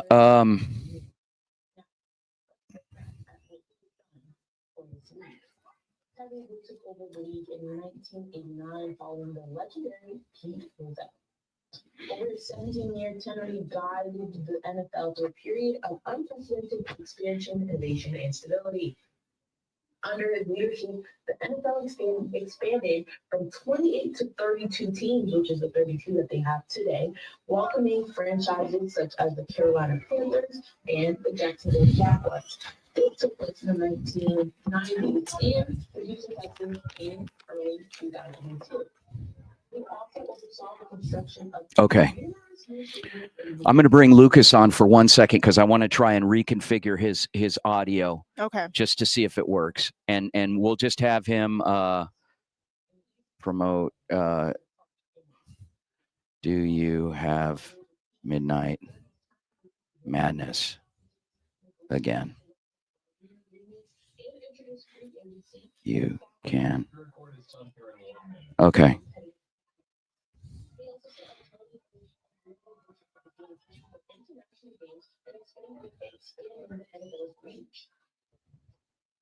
September 11th, the attacks in 2001, he made a decision to postpone the entire season. Okay. In 2005, when the New Orleans Saints were displaced by Hurricane Katrina, he played a key role in ensuring that Kansas City in New Orleans and the community franchise remains intact. As it reflects on his life and career, it will have impact on his team, the growth of franchises, infrastructure, and media, stability and labor relations, and building expansion of sports. Now we extend our sincere condolences to his family and the players who have touched our leadership. Coach Ramirez, can you hear us? Hey, can you hear me? Coach Ramirez, can you hear us? Can you hear me? I can hear you. Yes, no?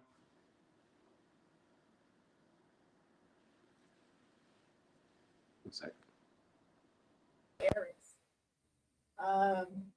Matt, how have you been today? How are you feeling with, this being, I assume, your first radio show you've been hosting? No, it's been a pleasure. Coach Ramirez, can you hear us? You make it easy, Anissa, and obviously we just had some tremendous guests today that whether they're leading some high school football teams to the pinnacle of their schools and team success, or whether it's our leaders here in our JROTC program, 18 schools out here. Coach Ramirez, you there? A lot of fun to just around these great students and coaches. Oh, yeah, definitely. I've enjoyed talking to some of the JROTC members today, learning about the program. I wasn't quite familiar with the full extent of JROTC. At Arizona State University, the women's hockey team works hard every day to sharpen its edge. Rising Huskies For head coach, Brian Coach Howell, Tyson every Ditmore. practice is So proof make sure how you stay far tuned to the Varsity Sports Show Bree here on is super 1060 enthusiastic US and Arizona. obviously just a all around great human, and she was somebody that we wanted. Hey, as part of Corey, our how was culture, the and we audio knew she there? was coming back from an injury, and it was going to take a second, but she has a strong work ethic, and Okay, really everything. and how much of that did you get? Howell's road back began after tearing her ACL during her first season of college hockey in Canada. The setback tested her physically and mentally. And but did you hear her the ultimately entire reignited her time, or drive. did she Playing come on hockey, late? deciding to go to university, getting dropped by schools Okay, because all they right, didn't want thanks. to have an injured player coming in was Okay. really difficult. But I had amazing coaches and a Okay. really good support team. When other schools moved on, ASU gave Powell another shot, one that's allowed her to prove that she belongs on the ice and with teammates that are by her side no matter what. Now, fully healthy. Hey, Lucas, can you hear us? Yeah, can you hear us? me? Are you there? Can you hear me? Yes. Can you hear us? Are you there? I can hear you. Let's see.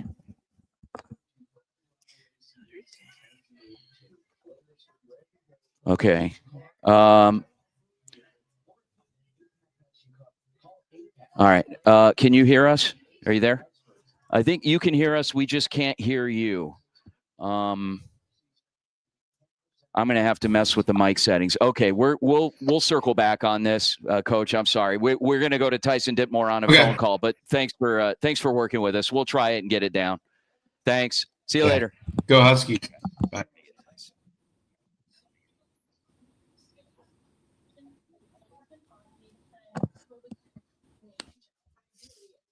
All right, Ditmore.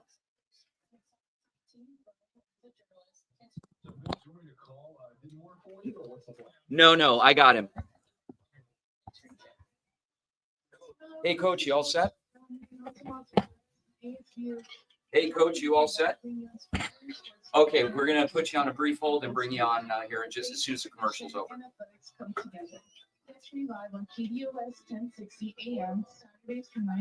Okay, Ditmore is all set. All right, it's all you guys. Perfect.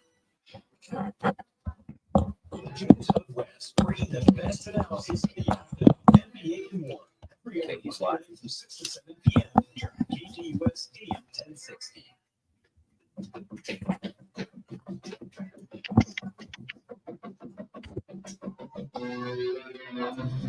And you're live.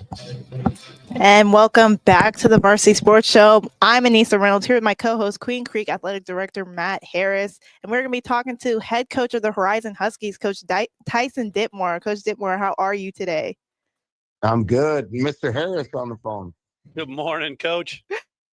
Coach Ditmore, how congrats on the win last night. What was the overall theme and the energy brought out to the game? I mean, number one, it's big rival for us. So, you know, we kind of wanted our get back game, and just proud of how our boys came out and responded and kept the foot on the gas pedal. And what made your team so successful in last night's game? I think it was a combination of things. We were able to run the ball, stop their run, and we were healthy. You know, we used the bye week, I think, to our advantage, and we know that this is a long little run we got to get through. And like you mentioned, the bye week, what was the focus on during that week? I know you said getting players healthy, but at practice, what was the game plan? We, you know, we kind of had a inkling that we were going to face Notre Dame Prep just because they're a quality team, and we just kind of prepped for them, knowing that anything could come out, and just worked our way. Yeah, Coach, that previous game went 3 OTs and did not go your way. So what were kind of a couple of the focal points? It's tough to play a team a second time, but also you know what you're seeing. And so what were kind of your focal points going into that game to come out on top last night? Well, ChatGPT said they had a 36% chance of winning the game again. So we went off of that. No, that Saturday was rough. You know, all the kids felt it. We felt it. Our community felt it. Just really tough going 5 games in a row, winning and then losing that one. We reminded the kids of how it felt, and, you know, 2 weeks to prepare and 2 weeks to get the anger built up. I think it did it. And Coach, your team has been so successful this year, you know, like you said, that 5-game win streak and going 9-2 overall. How has your coaching staff helped you sort of develop your players into how they are today? Well, I feel I'm blessed. I've got 20 guys on the staff, and they all have their jobs. They take their duties professionally, and, you know, really make my job pretty easy. They do all the X's and O's. Just awesome guys. And what is the locker room atmosphere like going into postseason? Any key players that have been sort of stepping up and leading the team? Yeah, I mean, I'd say all 95 kids that are with us, from the practice squad to our travel list, they get it, they accept it, and they know that we've got, you know, 3 more games to try to run through to make this thing special. And I know we were talking about your schedule early on. What were some of the key factors and key turning points throughout the season that sort of shifted your focus or maybe shifted the game plan this season? Yeah, honestly, our 2 losses. A loss to Notre Dame Prep, we learned a 10, and then we lose to Highland on homecoming night. We learned so much from those losses, and I think those were the 2 key turning points for our season. Coach, just a tremendous job that you've done since returning to Horizon High School, and obviously, you know, this is a special season. You're going to go down and play a 1-loss team at Marana on the road, and you know, for me, it's special seeing some guys who were all at that showcase. Andy Litton, Mesa Mountain View, finishing his season well. Coach Stewart, yourself.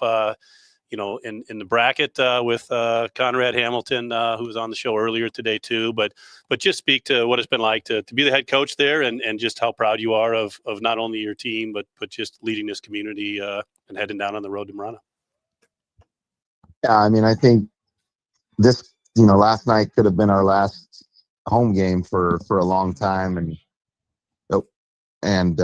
we kind of accepted it, and we just, you know, the community supports us, and just being around great coaches in the community, like you said, you know, Coach Litton, Coach Hamilton, Coach Stewart, all those guys are at this showcase. It's just a quality event, and we got a battle ahead of us for sure.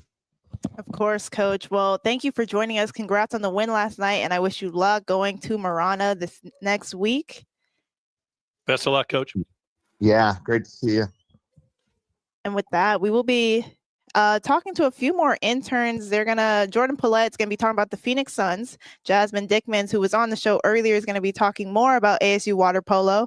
And now Rosenberg will be talking about ASU football. So stay tuned to the Varsity Sports Show.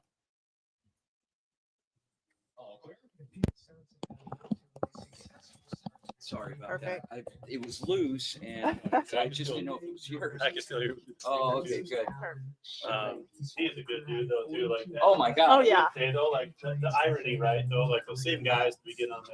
You got Andy Litton, who's got Mountain View after playing in the finals last year, getting upset. Not upset, but lost in the championship last year, right? And then you got, Tyson's done a phenomenal job. Back horizon. It's good. It's neat that the programs, and to me, there's a correlation there, right? The programs you're working with are also having a lot of success. You know what I mean? So I feel like there's a 2 games that he played, but unfortunately, Green suffered Yeah. a hamstring. Yeah, it's nice to see. It's nice to see the tables kind of turn, that they're getting those wins, and just reiterated it. Yeah, especially because you pretty much do all the Desert Mountain games, all the Horizon games, right? Yeah. Ropey, yep. This year, Devin Booker, I think Grace the other Allen, ones Dylan Brooks, still playing. even Colin Gillespie and Jordan Bowen to step up and be able to play make not only for themselves, Mountain View. but to But that's nice, isn't it? I mean, it's. set the table for the rest of this I've always season. felt though too, though, like Key upcoming good matchups head for coaches of Phoenix good Suns programs will take place do in everything Phoenix well. State You know what I mean? and It's the, their social media is good. You know what I mean? Like there's just all those extra things they do. They do character stuff off the court. They do. It's like not a coincidence that those teams are successful. Oklahoma City Thunder on November 28th. This is Jordan Bullitt with the Varsity Sports Show signing off. Hi, I'm Jasmine Dickmans reporting for Varsity Sports Show. I'm a student. I really like at her. the Arizona Yeah, State she's amazing. I love her. for the ASU women's water polo team. She's funny. She The knew upcoming weeks, I'd very like to little about introduce you football. to the Yeah. She's been reporting on the sideline. She did color a enthusiastic couple and times. watch I mean, she's just like fun. Hi, I'm Summer. She's got a little scooter, a little electric scooter. She rode Yeah. all the way from Tempe into the studio to do the show on 52nd Street, Big Now. I'm like, She's very dedicated. we had to charge it while she was there. It's so funny. Okay, so the HJCAC tonight, Yep. here's the schedule. Yep, I just pulled it up. We've got Salt River and Papaville playing, and then Sideliners. All right, perfect. You can ask them about that. By the end of the first quarter, we already made up. And recruiting, right? Too? Yes. Perfect. And then until Yes, like, and also the you can even put last some minute out of there and ask about the reception from the community, the different schools where the games are being hosted at. Okay. Mountain Point, you got Mountain Point, Sunny Slope, Independence High School, and Camp Verde. Okay, gotcha. Honestly, it's something new for people to watch because a lot of people are like unknown with each other. Really do appreciate you coming down here. It means a lot to these guys, I think, because I don't know, like you know how like there's certain programs that always get their their flowers, but I feel like these guys do so much for the school, the community. No, this is great, and it allowed us to kind of experiment a little bit with the broadcast, and it's been and so I'll make sure I'll send. Do you have access? Does Google Drive work better? Okay, so I'll send you a Google Drive folder with both, and then I'll even send you some YouTube links also. If it makes it easier instead of downloading the whole file. That's all good. Yeah, just so some of the kids and parents can go back and catch that first part. Or if it gets broken up, our social media gal will put it out there too. You know, Absolutely. I'm assuming they have editing software that they can slice all that up. Yeah, for sure. I'll send the raw files and then I'll also send links if it's easier. To take on Coach Pride, who's Buffalo's success. everything you say is coming across live during every break. Have I said anything bad? It's Doug Madosky, right? Yes. Okay, perfect. Coach Madosky. It's also looking around the Big 12 to other teams. For starters, it looks like Texas Tech will be able to BYU and Cincinnati. Yeah, I need a filter. Yes, you do. Thank you guys so much. I gotta get Well, thank you. changed up and head up to the state cross country meet. Good stuff.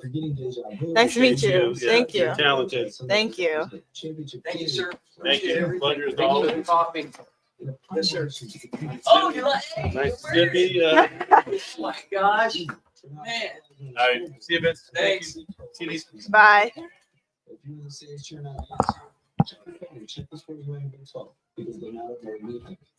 Okay, perfect. Okay. And welcome back to the Varsity Sports Show. I'm your host, Anissa Reynolds. My co-host, Queen Creek Athletic Director Matt Harris, just had to leave. He's going up to the Queen Creek cross country match up in Cave Creek, so we wish them luck. And we will be going to another break where afterwards, we will be talking to Doug Madosky, the HJCAC League Director, about a few of these Saturday night games that we have tonight. So make sure you stay tuned to the Varsity Sports Show here on AM 1060 KDUS Arizona. Awesome. All right.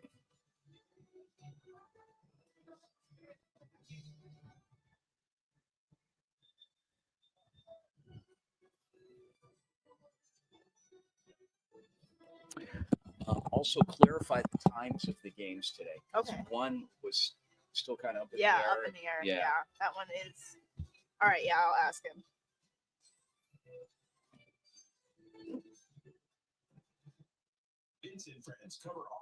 Hey, Coach. All right, so we're going to put you on a hold here, and we'll bring you on in the next 2 minutes. Stand by. All right. Perfect. From the Varsity Sports Show. We are proud to continue our 5-year relationship. Okay, Coach Madosky is all set to go. Perfect. Tune in throughout the year for live interviews and game broadcasts featuring faculty, coaches, and athletes. Let me know which one is yours.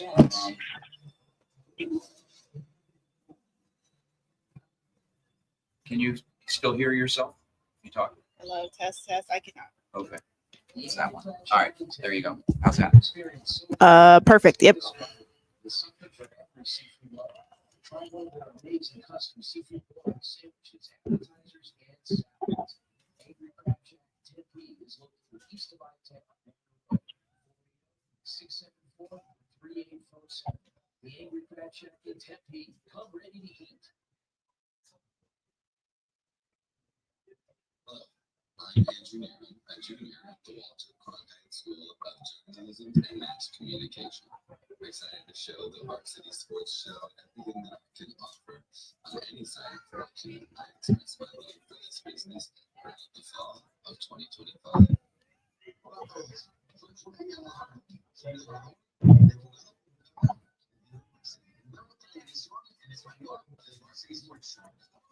Okay, and then he said confirm game times.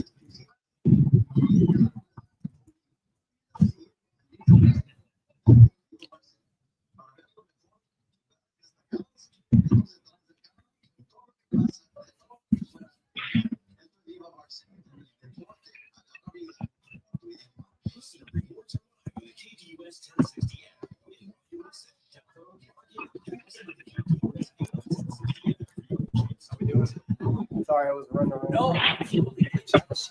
And we've got one guest. We have time, so if you need about 5 minutes, we got something else going on, and then we got about 10:53.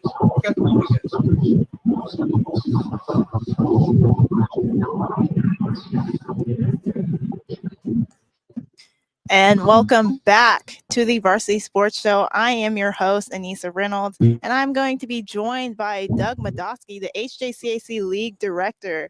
Coach Doug, how are you today? I'm good. How are you doing this morning? I'm doing pretty well. Just wanted to ask you, how has it been to have these schools hosting these HJCAC games? It's been a great opportunity, a great experiences for us from a league standpoint. Developing those partnerships with local schools has been crucial to our mission, and I think we continue to grow those relationships, which really is the plan as we actually transition to the offseason. It's crucial for us. Yes, and what's the recruiting been like for this league? Without coaching, are you talking about the players coming into the teams or players going out? We could talk about both, but let's start with players coming in. How has it been recruiting around Arizona? Well, with me not coaching, I haven't been out on the street and actually reaching out to players. From what I understand from coaches through the weeks, that is going well. Obviously, as high schools are finishing up their seasons with the playoffs going on right now, it starts to open those doors up for those conversations. But it appears that that's been going well. And as I said before, when I've done this, the recruiting for the outbound players is at an all-time high for us, and certainly heading in the right direction as well. Of course, and we have a few games tonight that we know of. Salt River Scorpions against the Papago Pumas, and the Sidewinders versus the Gila River Hawks. This Salt River Scorpions game, has it been confirmed the game time yet at Mountain Point? Yeah, 7 p.m. Mountain Point High School. 7 p.m. Okay, perfect. So the Sidewinders will be playing the Gila River Hawks at 5:30, and the 7, and the Salt River Scorpions will be playing the Pumas at 7 as well. How nice has it been to have, these teams sort of playing each other, and also the crowds for these teams being so wide and the community being so supportive of this league? Yeah, I think that obviously the more community support that we can generate, the greater it's going to be for our league. I mean, that's just not in terms of crowds and people coming out. I think just overall in the community, getting the word out there is crucial to us. Certainly it's been an interesting year. I think that last week the champion was determined between the Pumas and Sidewinders in that game. So I'm interested to see this week how each of those teams respond in their final games of the season for them. I know that there's a time when you're pushing really hard to win that championship and to be able to stay focused and keep those guys moving forward after achieving that goal. It creates its own challenge in its own, right? And then the other side of that is when players are mathematically eliminated from it, you run into the same issues of how do you motivate those guys, how do you get those guys up to make sure that they're competing at a high level in a game that ultimately doesn't determine anything from a standing standpoint. It's strictly about your best opportunities to move forward after the season. So I've been looking forward to it tonight to kind of get a better gauge of, how everything works out. And Doug, what has led you to sort of start this league up, and how did you get into doing this? Well, when the decision was made to eliminate football at colleges in the Valley, as a Scottsdale Community College, we generated about $4 million a year in scholarships for our guys. Trying to figure out who was going to replace that and how to replace that is crucial. I mean, I'm a product of a community college institution myself back in California. Know the value that we bring to the table in terms of growing people and developing guys from an athletic standpoint and personally and academically. So for me, it was just a matter of how do we fill that void and still continue to provide this opportunity for young people to access higher education. And how has it been keeping players engaged? I know a few teams lost a few players as the season progressed. How do you keep the players engaged in these teams and this league? I think the big thing is explaining, what you're doing it for. This isn't about a week-to-week opportunity. This is about a window of time that you have to do this. At some point, you're going to be too old or broken down a little bit, and not able to continue to do it. So I think just maintaining the focus on the end game, the end goal. I mean, the goal for these guys is to go to higher education and access it, how long to play this team as long as possible. So I think that as long as we continue to push the right things, not just about winning conference championships or winning the game on Saturday, but developing relationships that as I used to say at Scottsdale, I don't want to develop a relationship with you for a season or 2 seasons. We want to develop a relationship with you to last a lifetime. And staying true to that mission and staying true to those. Of course, yes. Well, Doug, it's been great having you on thus far. Thank you for coming on and giving your insight to the HJCAC League. And I hope you have a good rest of your day. Thank you very much. You did the same. Thank you. And with that, we will be coming back in studio with a guest that has just joined us. We are joined yet again by I'm so sorry. No, you're good. Michael Volker, sorry. Major Michael Volker, I know you were out there, sort of running things. Right. How's it looking out there? It's going great. Just seeing the competition, the kids running out there, carrying our special bowl we created for one of our obstacle courses. Really exciting to see parents out there. A lot of smiling faces, a lot of grit, determination, a lot of sweat. So no, it's going great. Yeah, and I actually can hear some of the, parents and the cheering going on. right. So, how's the energy out there, and what all has been going down to keep everyone so hype? What you'll notice with the Raider teams and JROTC in general is it's a family team environment. It's much like any other athletic competition you'll see: football, baseball, basketball. So they really bond as teams, and the parents get involved and just cheer on their teammates, their counterparts. And that's what I love seeing is you have the school competition. Obviously, everybody wants to win, but to see the kids come together in between the event and cheer each other on, that's what it's all about. Spirit of competition. And I know we have a lot of events going on out there. Do you have a favorite to watch, or? I personally love the obstacle course just because it really challenges them. There's, it's a little bit of the endurance, which we like to promote in our program.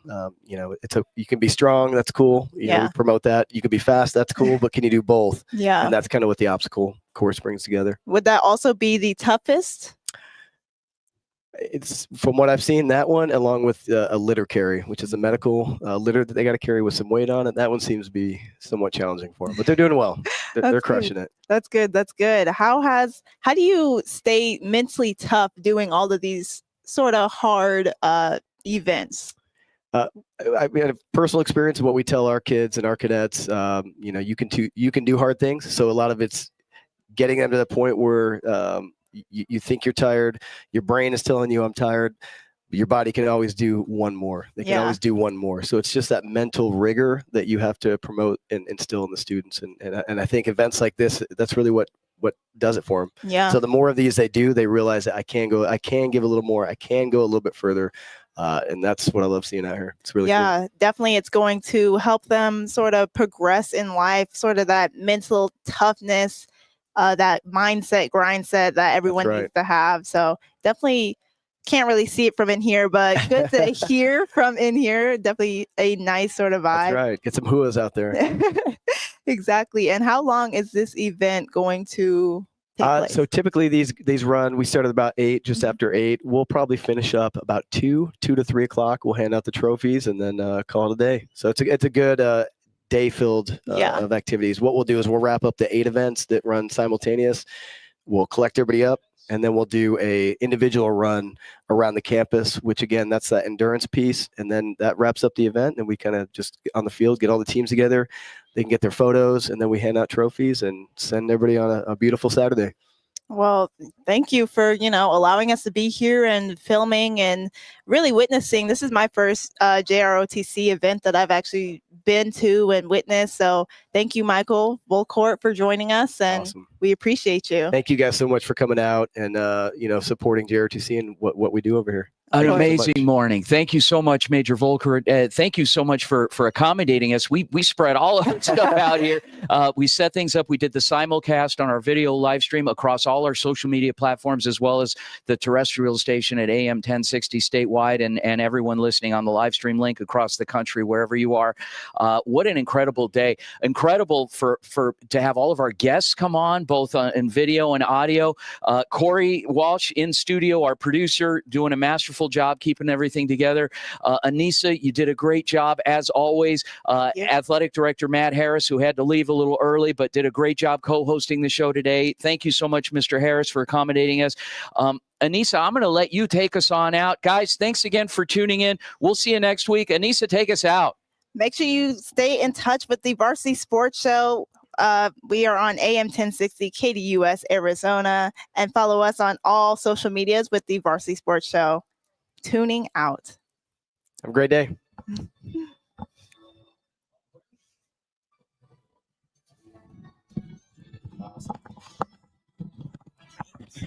All right. Thanks, Corey. Well, what a cool guy. Good job. Thank you.